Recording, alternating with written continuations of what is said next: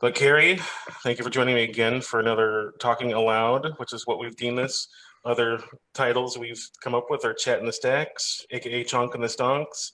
But Talking Aloud made a lot more sense to us. Um, so on this, we talk about books that we've read, books we want to recommend to one another, movies that we want to recommend, movies that we've both watched. In this case, it's a movie that you and I have both watched Yes. that's available on Canopy. If you see the Facebook title, the movie's called The Farewell. It's a movie. Yeah, I didn't read any details. It was 2018, 2019. It's a newer movie. It's 2019. Okay. It's based on a true story that happened to the director. She actually had this experience. She documented the experience on her phone, thinking she might make a documentary out of it. And then when she looked at it and experienced it, she decided to make it into a movie. In China, she hired well-known Chinese actors to be in the movie with them as well. And the star is Aquafina, who it was, a rapper. I think she's a stand-up comic, but also in film movies, you would have seen her in Crazy Rich Asians in a very funny role there. Also in the second, the sequel to the newer Jumanji. So the Jumanji movies that have The Rock, Kevin Hart, the second one of those with The Rock and Kevin Hart has Aquafina on that cast, and she's funny there as well. This is a more serious role. Did you have any exposure to any of those movies with Aquafina before? And No, what did you think? I hadn't even heard of her, and again, this is one of those times when I don't know why they're calling this a comedy drama. It has some subtle humor, of course, but I don't find this a comedy drama.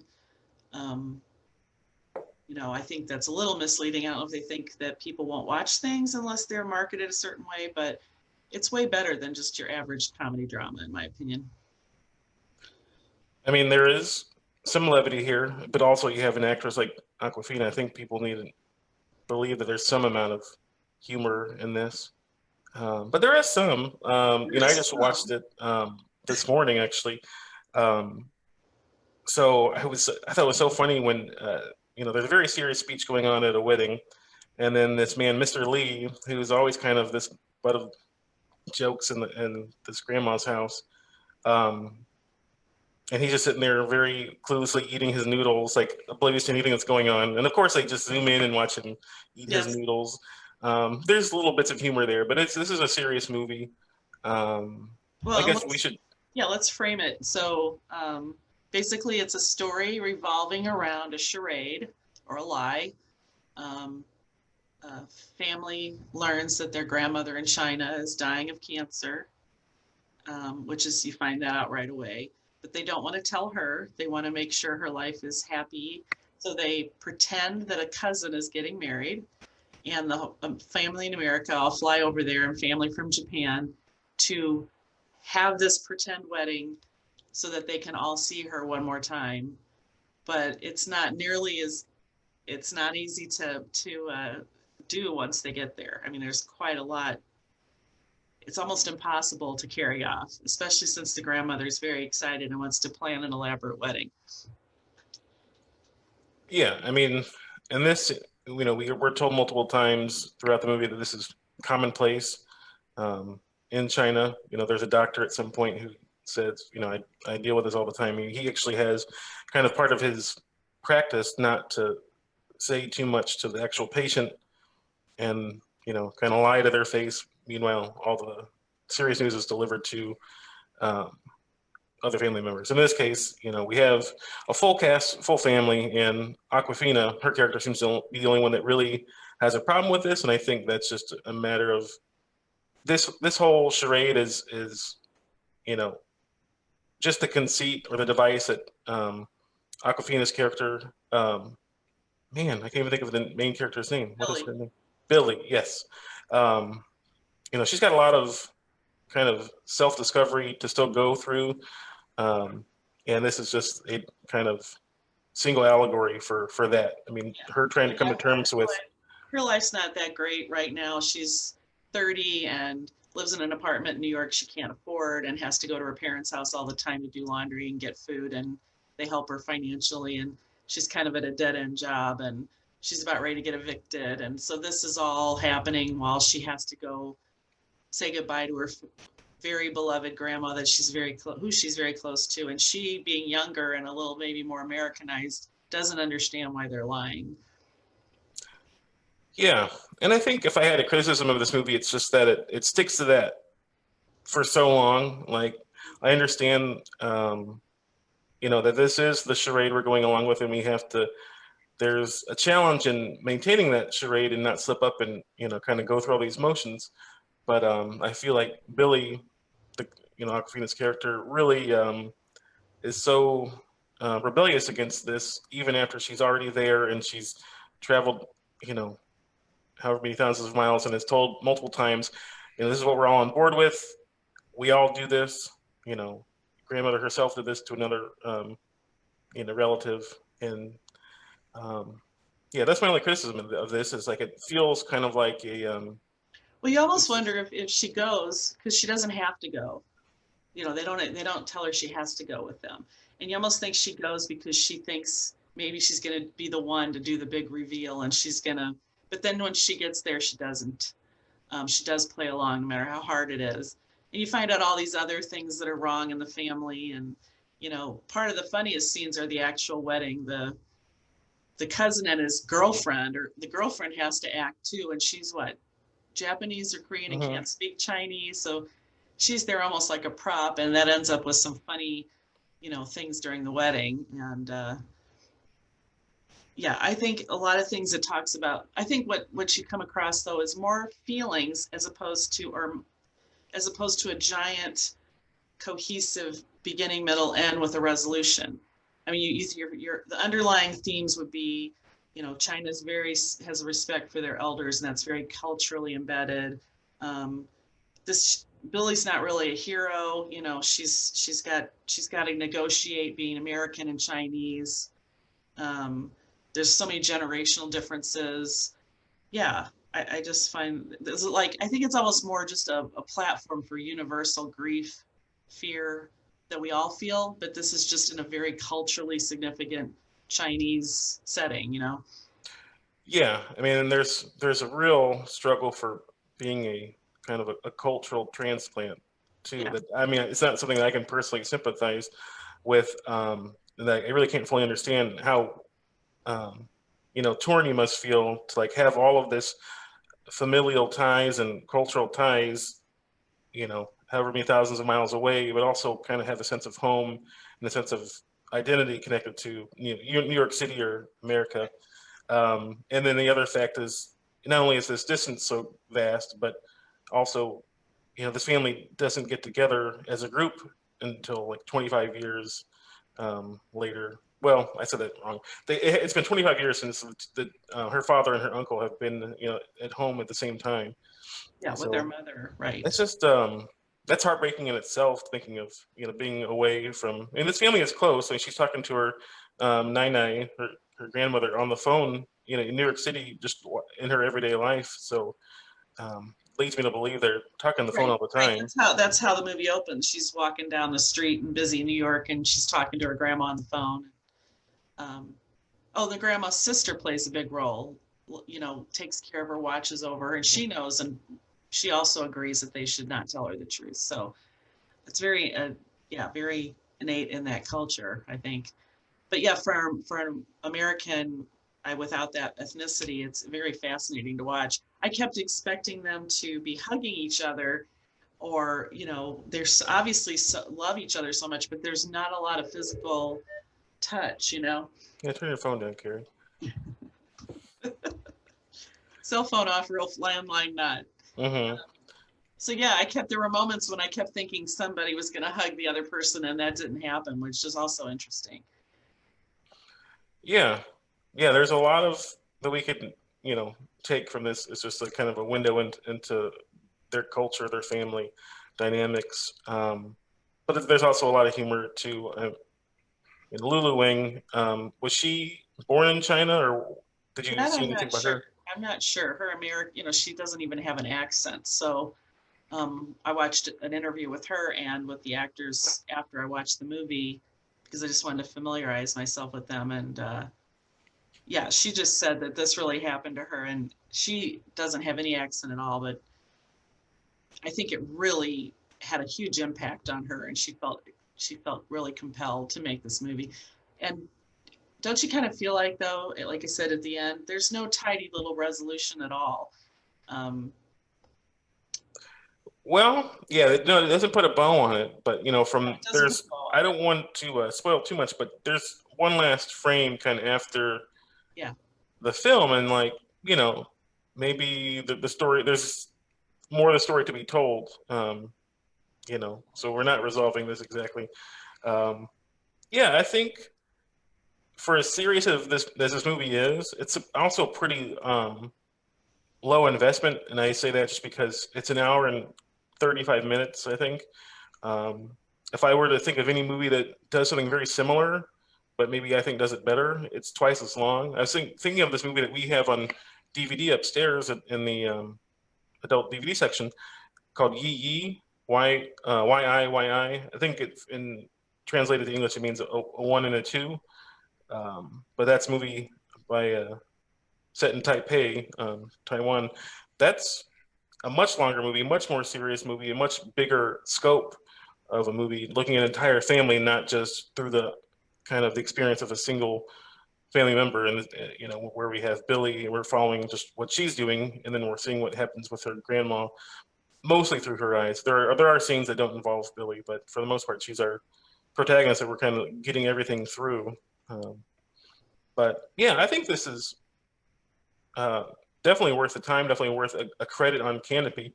It's interesting how similar, like how thematically similar the arcs of Billy in this movie and Jin from Columbus, which we talked about 2 weeks I thought, ago, I thought the same thing. how similar they are, where they're, you know, we haven't even talked.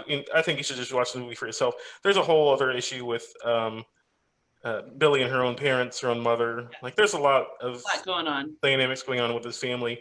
I definitely think it's also just nice. Any movie where you just have a whole family sitting around a dinner table and you're just watching them eat all this food that you're Yeah, not that, used that to, was and that's a really good scene. There's a couple scenes where there's a big round table, and the camera's panning the faces while everyone's talking, and you can see when the grandma's attention is not on someone, you can see their sad, serious face while they're trying to pretend. It's yeah. The round dinner table is a good centerpiece for this movie, and there is humor, definitely. It's just not a comedy drama, in my opinion. And I don't know how you feel, but I think, if I was going to tell someone, if they asked me why they should watch it, I would say it's not so much about the whole story as it is about just these themes. It's like almost like a study in this cultural grieving process. And even when they go out to the cemetery and a grandfather who's already died, just the way they handle that and have almost bring all the food, and that's something I'm not familiar with, which is very interesting and kind of nice. There his picture's even embedded in the gravestone, isn't it? The tombstone. mhm, It's yeah, just I find it was just really interesting, but yeah. entertaining.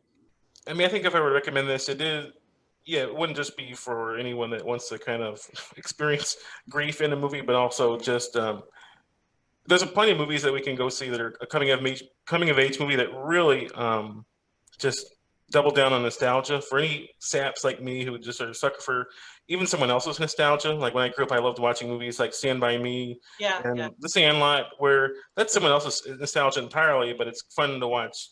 There's a real wistful feeling.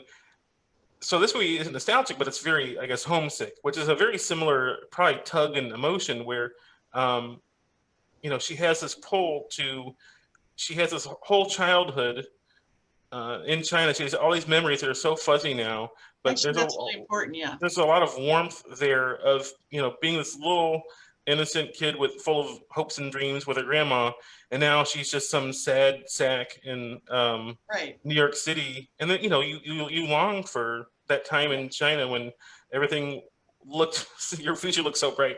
I don't mean to make it such Well, a she never movie. probably understood why her parents, why they had to leave in the first place. And yeah, she has these memories. And actually, when I forgot about that. When she talks about those memories, I actually was thinking about my memories of my grandma at her house. And, I don't want people to think this is a depressing movie and the times we're in right now. I didn't find it depressing. And we all are thinking about family right now and being close. A lot of people are thinking about that. It seems to be something on everyone's mind while we're going through all this. And this is a nice reminder of those things, I think. Hey, I have a comment from Sue on our video. Um, she's thrilled that we're talking about movies on Canopy. She was disappointed in The Farewell and failed to watch it to the end. Full disclosure, I was telling Carrie, was it Tuesday or yesterday? I told her I intended on watching The Farewell. I fell asleep while I was watching it, so I picked up where I left off this morning. Um, so if you not wasted, if you spent 2 credits on a movie that you didn't enjoy, I apologize for that. But it took me a second attempt to finish it. Um, I mean, it's by no means my favorite movie. I think it's worth the time. It is a slower an hour and 35 minutes. There's much faster movies Hmm. or much. I mean, Yeah, it's very just kind of contemplative. It's not really there's not a lot of action. It's more but in, point I of. think along the lines. I'm sorry to cut you off. I was thinking along the lines of how it is really hanging so much onto um, this whole sense of Aquafina just really struggles with the fact that they're not telling grandma about this thing, this issue that she's dealing with, this illness. I mean, it almost feels like a lot of this is like a single act in what should be a story that branches off or moves in some other directions. Mhm. Um, but Yeah. Well, you had also mentioned her nostalgia of childhood. The interview I watched with the actors, the ones who live in the United States, all said they wanted to go back to China and how much that meant to them as Chinese Americans, and how being there was really an experience they want to repeat. So it is about ties and our longing, our heritage. It's interesting. yeah. Um, so yeah, Sue, I hope you watched some other stuff that you enjoyed on Canopy. Definitely let us know if you've watched anything that you really liked that you saw on Canopy. Yeah. There's so much there. I was saying The Farewell is part of this A24 distribution or production house that has put out movies like, and they're all on or Canopy now. There's The Lighthouse, which I haven't seen yet. That looks kind of bonkers. It's got Willem Dafoe and Robert Pattinson. Yeah. There's a couple other Robert Pattinson movies like High Life, I think, is on there, and Good Time. Don't really recommend that one, but the same directors made what's the Gems one? The Oh, one with Anna Sandler. Un something Gems. Uncut Gems. No, it's not that. Isn't it? Is yeah. that it? Okay. Sorry, I mean, this is water, not coffee, clearly. So All these movies too, we try to buy on DVD, so to give yeah, people options. Well, the good thing about Canopy is you're not going to find Hollywood blockbusters. They're much more. You can really dip your toe in all kinds of unique, more independent fiction and documentaries. So it's a really good place to go, just if you want to try something different. there's some great documentaries on there. There's some surprising number of documentaries that are very appropriate or on topic with things that are going on in St. Louis. There's a documentary on there called Spanish Lake. I think there's that Pruitt Igoe documentary. There's I can't remember the title. I think it's called Who Streets. It's referring to the riots that followed Michael Brown's murder in Ferguson. A number of things that are of local interest, but there's all the Criterion Collection movies. If you just want to watch classic films that are from American golden era, like 40s, 50s. There's also here's Sue's said, how do you feel about the offerings in Canopy? Lately, I've watched many on Canopy. I love Canopy. At first, lately, not so much. Um, I mean, there might be a lull in what's been newly added. I feel like both on Canopy, but also on any of the digital services we have, I really have to go. And this is my mentality: is I go in with a thrift store approach, not a Barnes and Noble approach, because there's a lot on there if you're looking for, if you're willing to deep dive and find movies that were released, let's say, well, that have been on Canopy for more than a year, but movies that are 30 years old or more. There's any of the Criterion Collection movies I'd recommend. Um, I should say that some of this requires like cross-referencing. Like I spend a lot of time on a website called Letterboxd, which is just the word letterbox with a D at the end. There's no E. Letterboxd. And I just look up a lot of films that I see come across Canopy, look up recommendations. It's kind of like Goodreads, but for films. If you don't use Goodreads, I recommend that if you want to get any kind of book recommendations and keep track of what you're reading. Um, but as far as what's in Canopy lately, I do like the A24 stuff that shows up on there. Wonder if this is going to slow me down too much if I actually go look and see what's been added on there recently. I gotta say, there's a lot of times where I see a movie. Is there a way to see is there a new release row? Newly added. Yeah, there's newly added. Yeah, bear with me. If you see my eyes darting around, I'm looking and seeing what's been added. So I do want to see The Lighthouse, but that seems like a kind of wild one. Capone, that movie's kind of notoriously, it's got a lot of talk, but people are talking about it because it's apparently really bad. And I'm just curious enough to see how bad it is. King of California, I've wanted to see. I'm going down recently added. Bernie was a fun one with Jack Black. It's directed by Richard Linklater. Goodbye Solo was a good one. I watched that a few years ago. Definitely not a brand new movie, but it's recently added. Man, oh man. What was that one? I think it was on here. It had Ben Foster. He's the father of this teenage daughter, and they're just living out in the tents in the woods. What in the world is that called? That's on here, and I really enjoyed that. I'm sorry, I'm blanking on the title. Was that survivalist movie? Yeah, what was that called? Wasn't it called Walk Through the Woods or? No, Walk. Well, that's the two guys. Oh, Eighth Grade. I highly recommend that. This is a little ways down the newly added movies. Eighth Grade is a really interesting. This is another coming of age one. Just a very warts and all cringy look at an eighth grade girl just kind of like dealing with boys, dealing with. Okay, I just found what I was looking for, but let me finish the thought on eighth grade. If you liked Ladybug, if you haven't seen Ladybug, that's on here too. Recommend Ladybug. Eighth Grade is a little more realistic look, a little more cringy look at going to school and growing up. And then Leave No Trace was the one that I was thinking of, where Ben Foster, right. He has, he's a father. I'm pretty sure he has PTSD. He was a veteran. He has this daughter that he's trying to keep safe, but he has a very skewed view of the world. And that sounds good. And she's old enough to the point now where she's like, I understand that you have these issues, but this isn't my life. I'm going to live. And so, I don't want to spoil the way any of it goes, but it was good.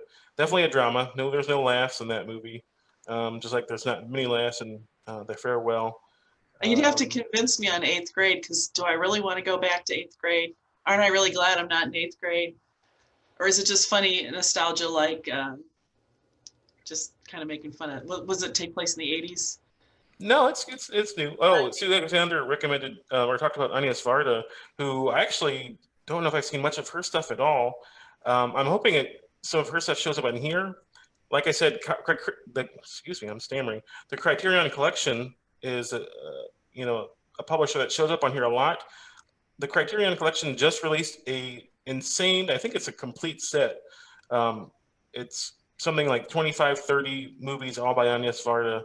And hopefully some of those start to show up on here. I'm looking still through this. I see a number of movies that I know for sure are Criterion, like The Seconds by Frankenheimer. So Faces. The next time you're tempted to watch the regular old stuff out there that you've seen before, or that's same old, give this a try instead. Yeah, well, I had fun just flipping through now because I saw, it's like a buffet. I mean, you just start to see stuff that really catches your eye. If you eat, at a buffet before, there's some dishes that are really not worth picking up, and there's some stuff you go back for seconds for. Yeah. So maybe instead of thrift store, we'd use buffet. I don't know. As the allegory to I don't think I'd talk want about a your approach. thrifty buffet. There's some steak in here. Yeah, don't let the rolls catch you. That's how they get you. This is Yeah, that's how they get you. the buttery dinner rolls that are sitting at the ends. I would say the percentage is higher of quality than on your regular American television. That's my opinion. Yeah. I would definitely think the quality. Okay, this film snob. If I ever was one coming out, the quality of film here is definitely higher than what you'd find on Hoopla. Not to criticize the Clark sisters movie that we talked about recently, but Hoopla there's a lot of Hallmark movies, a lot of Lifetime Channel movies. You know, I think just saying that makes me sound like a jerk by comparing Criterion Collection to that and saying this is better. But it's just different. This is by design, it's more of an art house, Yes, more of a that's a good way to put it. independent film I mean, approach. Hoopla has what people want to see, and we all find stuff on Hoopla that we want to see. But you're right, No one wants to see stuff on Canopy. Well, I do think art house is a good way to put it, though. It's like, what did you say, the movie theater in St. Louis, what you might have to go to see them? Well, the Landmark Theater, so Plaza Frontenac Yeah. and the Tivoli. Yeah. I know Chase used to have a lot more of this kind of film, and I think the High Point movie theater is gone. I don't know. I haven't been to a movie theater in St. Louis in a while.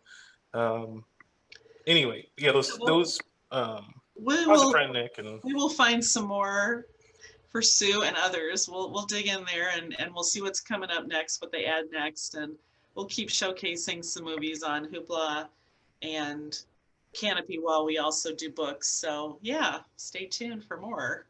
Yeah, and watch again. Hopefully, we'll find some stuff to recommend that you kind of get a kick out of and want to just recommend your friends. Like, oh yeah, I saw this on Hoopla or Canopy. Go check it out. Saw it with my library card. That's what we're doing this for. It's just to spread the word, really sell you on getting some value out of your public library card and give you something to do while it might not feel safe to go pick up a movie at the store, and you definitely can't go see a movie at the theaters. Yeah. So instead of paying $30 to watch Mulan, in addition to your Disney Plus account, you can use your library card and get 5 movies a month with Canopy and 5 more on Hoopla. That's a weekend right there. That's 5 movie nights right there. Or one marathon day. Or one marathon day, right? Yeah. All right. Any final thoughts, Cary? On No. I just appreciate. Look, this is like a window into a world I'm not familiar with, and I really liked it for that reason. Yeah, it is. Escapism, because it's a world that we're not familiar with, and it's very real. And so I think I like this kind of escapism more than I like sci-fi. Well, I like sci-fi just fine, but there's something really interesting knowing that people on our Earth live entirely different lives than we live, and it's just cool to kind of get a glimpse of that. Right. So. Okay. All right. Until next time. Thank you. This is Talking Aloud. If you want to get to Canopy, go to www.edwardsvillelibrary.org. Hit the ebooks and more button in the blue ribbon down the middle, and then browse. There's only 4 options there. You'll see Canopy really quickly when you scroll down. Click that and just check out all the movies that are on there. Hopefully find something worth your while. Yep. All right. Well, take care. Thank you, Cary. Thank you. And thanks, Sue, for your questions. Thanks, Sue. Take care.